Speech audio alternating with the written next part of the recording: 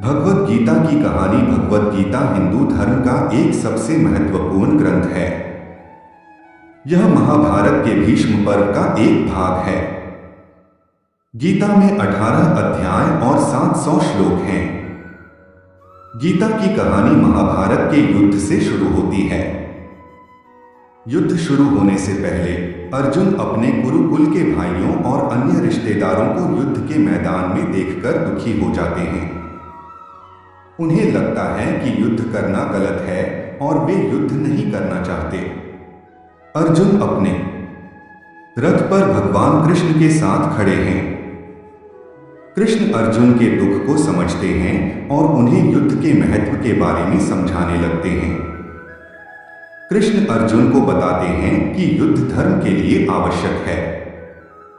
वे कहते हैं कि हमें अपने कर्तव्यों का पालन करना चाहिए, भले ही वे कठिन हों। कृष्ण अर्जुन को कर्म, कर्मयोग, कर्मफल, मोक्ष, आत्मा, परमात्मा और अन्य आध्यात्मिक विषयों के बारे में भी बताते हैं। कृष्ण के उपदेशों से अर्जुन का मन बदल जाता है और वे युद्ध करने के लिए तैयार हो जाते हैं। गीता की कहानी एक महान आध्यात्मिक उपदेश है। यह हमें बताती है कि हमें अपने कर्तव्यों का पालन करना चाहिए, भले ही वे कठिन हों। यह हमें आध्यात्मिक ज्ञान और मार्गदर्शन प्रदान करती है। गीता के कुछ महत्वपूर्ण उपदेश निम्नलिखित हैं। कर्मयोग। कर्मयोग का अर्थ है कर्तव्यपरायणता।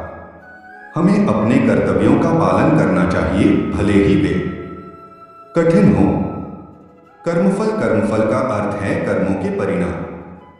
हमें अपने कर्मों के परिणामों के लिए तैयार रहना चाहिए। मोक्ष। मोक्ष का अर्थ है जीवन के चक्र से मुक्ति। मोक्ष प्राप्त करने के लिए हमें आत्मज्ञान प्राप्त करना चाहिए। आत्मा। आत्मा का अर्थ है परम चेतना। आत्मा शरीर से अलग है और वह अविनाशी है। परमात्मा। परमात्मा का अर्थ है सर्वोच्च भगवान।